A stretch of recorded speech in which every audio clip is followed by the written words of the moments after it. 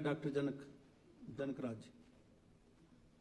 धन्यवाद अध्यक्ष महोदय। मैं आपके माध्यम से माननीय स्वास्थ्य मंत्री जी से पूछना चाहूँगा कि सहारा योजना में जैसे जिन लोगों को इस पात्र व्यक्ति हैं, कई बार उनको ये बोल के उससे बाहर कर दिया जाता है कि इनका फादर या फैमिली में कोई मेंबर गवर्नमेंट एम्प्लॉई है। तो गवर्नमेंट एम्प्लॉई ऐसे भी हैं जिनको 10,000 मिल रहा है, 15,000 मिल रहा है। तो मैं ये पूछना चाहूँगा कि क्या इन नियमों में कुछ संशोधन करेगी सरकार कि जो बहुत कम आय वाले सरकारी नौकरी वाले लोग हैं, उनके अगर परिवार में इस तरह लाइलाज बीमारी का कोई बच्चा है या कोई सदस्य है तो उनको भी इस योजना में शामिल किया जाए। धन्यवाद। माननीय मंत्री जी, सुजेशन है। माननीय मुख्यमंत्री महोदय। माननीय अध्यक्ष महोदय, सहारा योजना जो है उसको हमारी सरकार जारी रखेगी। आपकी योजना को हम कैसे बंद कर सकते हैं? आपने अच्छा काम किया, इसमें कोई दो राय नहीं, हम इसमें सहमत है।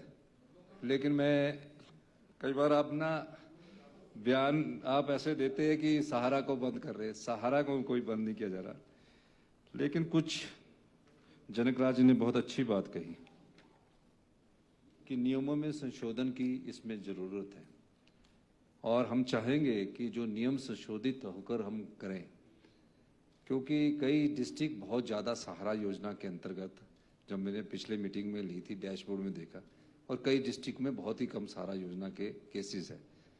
अब जो सहारा योजना के केसेस बहुत कम हैं, तो उसका कारण क्या है? यहाँ वहाँ जागरूकता नहीं है।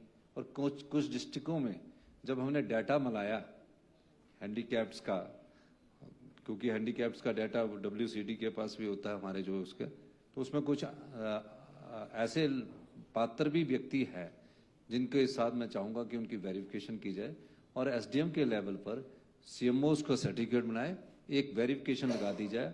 जो भी ऐसे व्यक्ति होंगे उस वेरिफिकेशन के साथ हम सबको, जो भी इनके द्वारा योजना शुरू की गई है उसमें हम ये सारा योजना को शुरू करेंगे। और जो सहारा के पैसों की बात है, अध्यक्ष महोदय, मैं बताना चाहता हूं कि हमारी सरकार बनने के बाद से हमने 140 करोड़ रुपए इसमें जारी किए हैं। कुछ पेंडेंसी है, उस पेंडेंसी को, जैसे कि माननीय मंत्री जी ने कहा है कि आने वाले समय में उस पेंडेंसी को भी दूर कर दिया जाएगा। माननीय नेता प्रतिपक्ष